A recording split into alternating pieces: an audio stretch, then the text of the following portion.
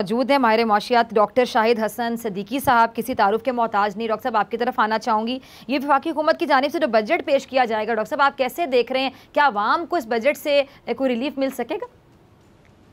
Doctor साहबा, जो मुझे इस वक्त नज़र आ रहा है वो ये आ रहा था कि इस माली साल में हुकूमत को कुछ बड़ी कामयाबियाँ मिली हैं। एक तो बड़ी कामयाबी ये मिली कि मईशत की शरह नमू वो खुद कह रहे हैं कि 3.94 होगी, मगर मेरे ख्याल ये 4.5% तक जा सकती है। दूसरा ये होता है कि स्टेट बैंक के रिजर्व में कोई 4 अरब डॉलर का इजाफा हो गया। और तीसरी ये करंट अकाउंट का जो बैलेंस था वो मनफी से जो है वो प्लस हो गया, सरप्लस। तो उसकी वजह से कुछ हुकूमत बहुत ज़्यादा पुरजोश है। दूसरे ये कि हम IMF के प्रोग्राम में ज़रूर हैं, लेकिन IMF ने ये कहा है कि हम जुलाई में रिव्यू करेंगे। इसका मतलब ये कि इस वक्त मुमकिन है कि कुछ ऐसे इक़दाम उठा लिए जाएँ जो बाद में IMF ऑब्जेक्ट कर सकता है। चौथी चीज़ ये कि ये तो बिल्कुल वाज़ेह है कि बजट जिस वक्त सामने आएगा तो उसमें ऐसा ज़रूर नज़र आएगा कि आवाम को रिलीफ दिया गया है। लेकिन कुछ हक़ाइक़ मैं आपको बता दूं, क्योंकि अभी आपने कुछ आदाद-ओ-शुमार की भी बात हो रही थी। पहले तो ये कि हमने ये 3 साल गुजरे हैं और पिछली हुकूमतों के भी गुजरे हैं, उसमें मैंने एक चीज़ नोट की है कि जो तरक्याती अखराजात का जो है रखा जाता है एलोकेशन, सूबे और वफाक दोनों उसमें कटौती करते हैं ताकि बजट खसारे को कंट्रोल करें। ये और वो शायद इस साल भी होगा। दूसरी बात ये थी कि तमाम सूबे एक तरफ शिकायत करते हैं कि वफाक ने हमें पूरे पैसे नहीं दिए, दूसरी तरफ वफाक जो उनको पैसे देता है उसको पूरा खर्च नहीं करते बल्कि फाजिल ले आते हैं ताकि बजट खसारा कम हो। तो जो बजट में आपको चीज़ें नज़र आएंगी उसमें से ये चीज़ें दो डेफिनेट होने वाली हैं कि तरक्याती अखराजात में ये कटौती करेंगे और फाजिल बजट पेश करेंगे। एक मैंने आपको बताया कि IMF की शराइत अभी जुलाई में आनी चाहिए। दूसरा ये कि पेट्रोलियम मसनूआत जो है वो हम 15 रोज़ के अंदर लाते हैं, वो इसमें नहीं आते। लेकिन जाहिर बात है कि जो इस वक्त दुनिया में एक्टिविटी बढ़ रही है, अल्हम्दुलिल्लाह पाकिस्तान में भी बढ़ रही है, तो पेट्रोलियम मसनूआत की कीमतें बढ़ने वाली हैं। तो वो जब कीमतें बढ़ेंगी तो पाकिस्तान में भी उसका इम्पैक्ट आएगा 15 रोज़ के अंदर। दूसरे ये भी हमें नज़र आ रहा है कि IMF के दबाव पर भी हमें शरह सूद बढ़ानी पड़ेगी, रुपए की कदर जो है वो थोड़ी सी कम हो गिरेगी। और ये जो हमारा जारी हिसाबात का जो खसारा मुस्बित हुआ है, ये यकीनी है कि अगले 2-3 महीने में ये दोबारा मनफी होने जा रहा है। इसमें कतई कोई शुबे की बात नहीं है। और हमारी जो भी कामयाबियां हैं उसमें बरामदात नहीं बढ़ रही हैं। अगर बरामदात 3 साल में बढ़ी हैं 1.5 अरब डॉलर और रेमिटेंसेज बढ़ गई 9 अरब डॉलर और 73 बिलियन डॉलर्स की रेमिटेंसेज आ गई हैं, जिसकी वजह से ये बेहतरी नज़र आ रही है। मगर स्टेट बैंक के गवर्नर ने बड़ी खुल के कहा है कि ये जो बेहतरी आई है इसमें हमने 2000 अरब रुपए का पैकेज दिया है और शरह सूद को हमने इतना कम किया जितना दुनिया में किसी ने नहीं किया, उसकी वजह से आई है। यानी हुकूमत ने इस्लाहात नहीं की। मगर जिस वक्त ये कहते हैं कि शरह सूद में हमने कमी की है, तो उन्होंने खातेदारों को जो नफ़ा नुकसान में शिरकत की बुनियाद पर थे, बैंकिंग कंपनीज ऑर्डिनेंस 40A की खुल्लम खुल्ला खिलाफ वर्जी करते हुए जो फरवरी में 1 लाख रुपए पर अगर मुनाफा मिलता था 11,000 फरवरी 2020 में, जुलाई 2020 में उसको उन्होंने 5,500 कर दिया। यह कानून की खिलाफ वर्जी है और 500 अरब रुपए उनसे खींच लिए। तो वो भी बजट के ऊपर जाने वाले हैं। और ये भी एक मसला आएगा कि आप प्रॉफिट एंड लॉस शेयरिंग को आप कैसे जो है वो कर सकते हैं शरह सूद से। ये तो कानून की खिलाफ वर्जी है हमारी। तो इन हालात में मुझे ऐसा लगता है कि अगर प्राइम मिनिस्टर साहब ने और तहरीक इंसाफ ने जो 10 नुकात हिकमत अमली दी थी उसके 3 नुकात पर भी अमल करें तो जो कुछ ये आदेश दे रहे हैं उससे ज़्यादा हासिल होंगे। और सबसे बड़ी बात ये होगी कि अवाम में खुशहाली और बेहतरी आएगी। और अगर माजी की तरह किया कि तीनों वर्षों में हमने देखा कि वो टैक्सों की वसूली का हदफ हासिल नहीं हुआ और जो आदाफ रखते थे वो 2400 अरब से कम हो गए, इसका मतलब ये है कि पाकिस्तान की पोटेंशलिटी है, हुकूमत का जो तहरीक इंसाफ का मंशूर है और जो 10 नुकाती हिकमत अमली है उससे शानदार मुमकिन नहीं है। तो अगर प्राइम मिनिस्टर साहब ये स्टैंड ले लें कि जो भी बजट लाना है, जो भी करना है, इसके अंदर आप करें, तो अगले माली साल में पाकिस्तान की तेज़ रफ्तार तरक्की और अवाम की खुशहाली को कोई रोक नहीं सकता। और अगर उससे इनराफ किया तो जो 1980 से अब तक हो रहा है कि हमने कोई 4.7% से तरक्की की है, जो बांग्लादेश और भारत और श्रीलंका से भी कम है, तो खुदा न खास्ता उसी तरफ हम जा सकते हैं। तो ये एक डिफाइनिंग मोमेंट है और ये फैसला प्राइम मिनिस्टर साहब ने करना है कि आया वो 22 करोड़ आदमियों की सपोर्ट लेना चाहते हैं या उन लोगों की सपोर्ट लेना जिनको कार्डल्स कह रहे हैं। बजट में रिलीफ नजर आए। अमली तौर पर जब आप देखेंगे जब साल गुजरता जाएगा तो उसमें मुश्किलात बढ़ती जाएंगी और IMF भी दांत तेज कर रहा है। तो वो अब फैसला प्राइम मिनिस्टर ने करना है। अगर वो फैसला कर लेते हैं कि मुझे अवाम की सपोर्ट पर जाना है और अपने मंशूर पर और 10 नुकात हिकमत अमली में अमल करना है, तो बिल्कुल डिफरेंट सिचुएशन होगी।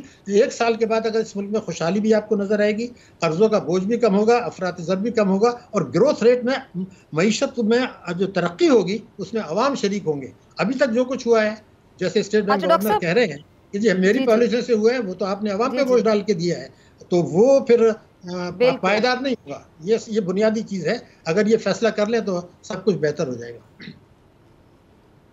अच्छा डॉक्टर साहब, ये जो आइंदा माली साल के लिए शरह नमू 4.8% मुकर्रर की गई है, क्या वाकई मुल्क की जो मईशत है वो इस तरह बेहतरी की जानिब जा रही है, बढ़ रही है, या ये हुकूमत ये आने वाला जो अगला इलेक्शन है उसमें कामयाबी के लिए आवाम को ये मुल्क की मईशत बेहतर होती खुद दिखा रही है? अब ऐसे भी सवाल गर्दिश कर रहे हैं।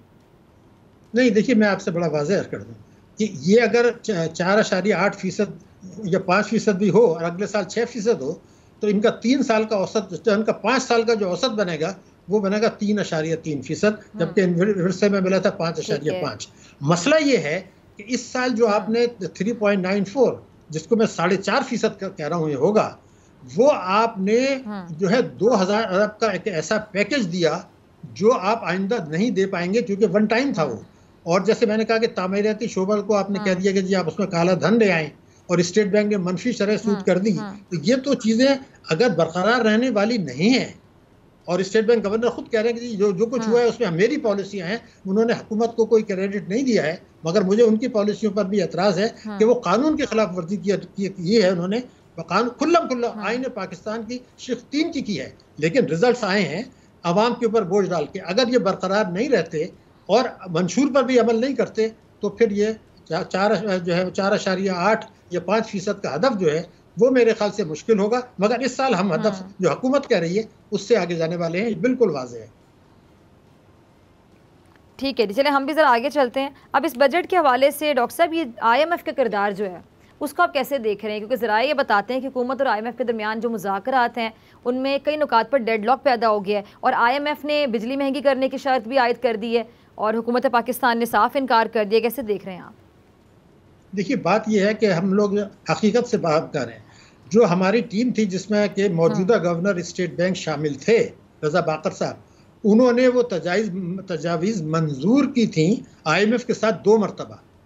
आप उस पर अमल नहीं कर रहे, मगर जो एक अच्छी चीज़ हुई है वो यही है कि प्राइम मिनिस्टर साहब ने IMF की जो मैनेजिंग डायरेक्टर हैं उनको फ़ोन किया और उनको ये बताया कि ज़रूर हमने शराइत तय की थी, ज़रूर ये मुआहदा है, लेकिन जो कोविड-19 की तबाहकारियाँ, ये 3rd फेज़ जो आ गया है उसमें इंसानी मसला इन सब के ऊपर है, तो आप हमें थोड़ी सी मोहलत दे दें बिजली के नर्ख बढ़ाने में, जिस पर एक हमदर्दाना गौर वो IMF कर सकता है। लेकिन अगर वो हमारे फाइनेंस मिनिस्टर साहब समझ रहे हैं कि वो जो जिसको गवर्नर स्टेट बैंक भी शामिल थे उस शराइत में, और वो आज भी इंसिस्ट कर रहे हैं कि वो हम इम्प्लीमेंट करेंगे, तो वो इतना आसान नहीं होगा। और अगर वो बजट उसके खिलाफ बनाते हैं, तो जैसे मैंने अभी आपसे अर्ज किया था कि जुलाई में वो रिव्यू करने आने वाले हैं, और हमने एक दफ़ा नहीं किया, इससे पहले हमने मई 2019 में भी, उस वक्त गवर्नर स्टेट बैंक भी यही थे और हफीज शेख साहब थे, वो शराइत मंजूर की थी, हमने उस पर अमल नहीं किया, तो उन्होंने प्रोग्राम सस्पेंड कर दिया और 1 साल तक सस्पेंड रहा। अब हम ये अफोर्ड नहीं कर सकते हैं, जो कंसेशंस वो देंगे कोविड-19 की वजह से बिजली के नरखों में भी, उसको ये समझना चाहिए कि मोहलत लेंगे आप, जो प्रॉब्लम है उसको आप पोस्टपोन कर रहे हैं। मसला मोहलत लेने का और कंसेशंस लेने का नहीं है, मसला ये कि जो इस्लाहात पाकिस्तान 25 साल से वायदा कर रहा है और नहीं की, और इस साल भी नहीं करते, जो कि इनके मंशूर का हिस्सा है, तो फिर प्रॉब्लम पोस्टपोन होंगी। कभी भी इस्लाहात जो हैं वो मोहलत का सब्स्टिट्यूट नहीं हुआ करते।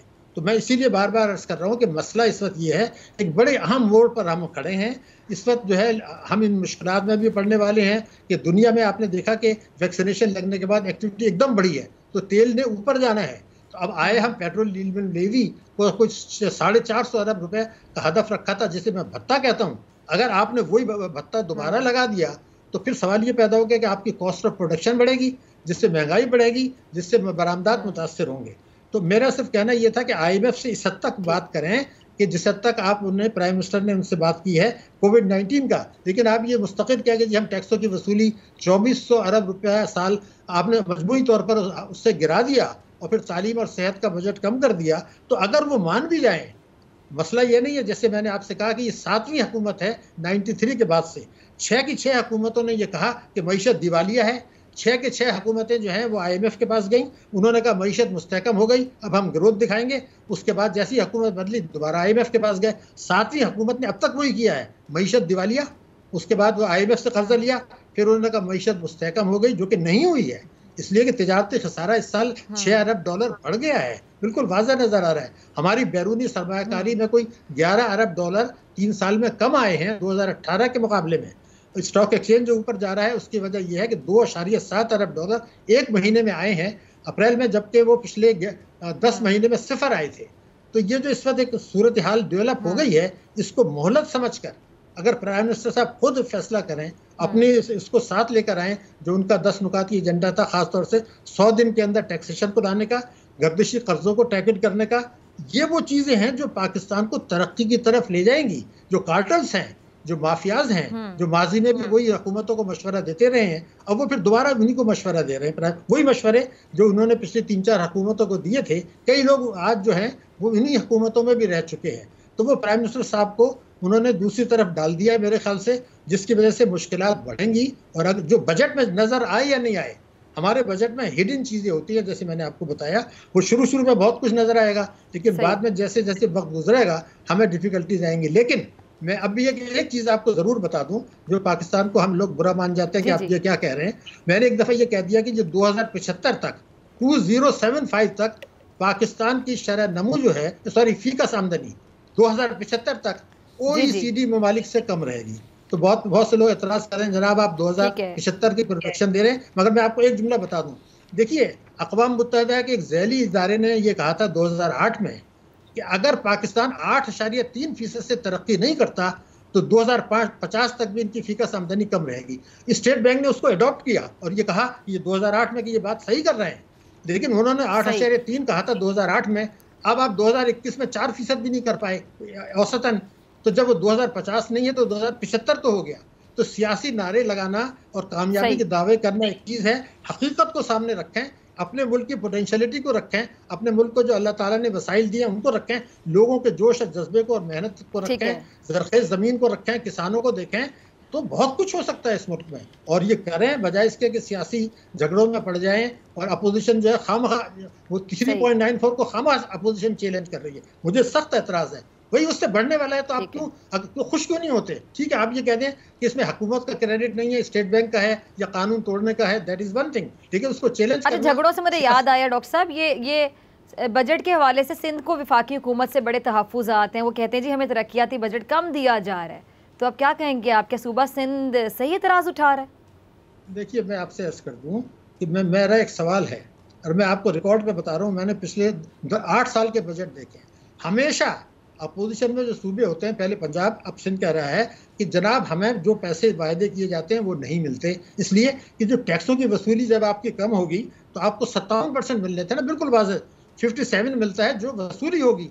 आपने हदफ रखा था 4963, आपका हो रहा है 4700। मगर मैं जो चीज़ अर्ज कर रहा हूँ बिल्कुल जिम्मेदारी से कि ये सूबे जो पब्लिकली एतराज़ करते हैं कि हमारे साथ जुल्म हो गया, वही सूबे हुकूमत के वफाक के साथ गठजोड़ करते हैं कि जनाब जो पैसा हमें दिया है जिसको हम कम कह रहे हैं, इसको हम खर्च नहीं करेंगे, इसको हम रोक लेंगे ताकि आपका बजट खसारा कम रहे। तो ये तो एक अंदर से गठजोड़ है। क्यों?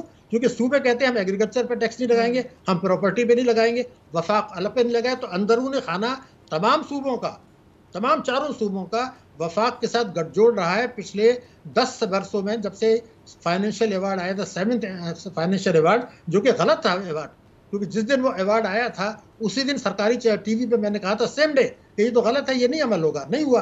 तो ये गठजोड़ तो अंदरूनी है कि ताकतवर तबकों को टैक्स नहीं लगाएंगे, और सूबे जो शिकायत करते हैं वो पब्लिक कंजम्पशन के लिए है। तो फिर वो फाजिल बजट, इस साल भी फाजिल बजट सिंध ने भी दिया है, पिछले साल भी दिया था, और जब पंजाब जब जो अपोजिशन में था तो उन्होंने भी दिया था। तो ये गठजोड़ है, ये सियासी बयानात हैं। लेकिन वही है कि कोई भी आदमी ताकतवर तबकों पर एक बुनियादी चीज़, जो प्राइम मिनिस्टर जो तहरीक इंसाफ का 100 दिन के अंदर वफाक और सूबे हर किस्म की आमदनी पर टैक्स आयद करेंगे, मुनसिफाना निज़ाम होगा और मईशत दस्तावेजी होगी। इसका मतलब पता क्या है? इसका मतलब यह कि 8,000 अरब रुपए टैक्स इकट्ठे होंगे।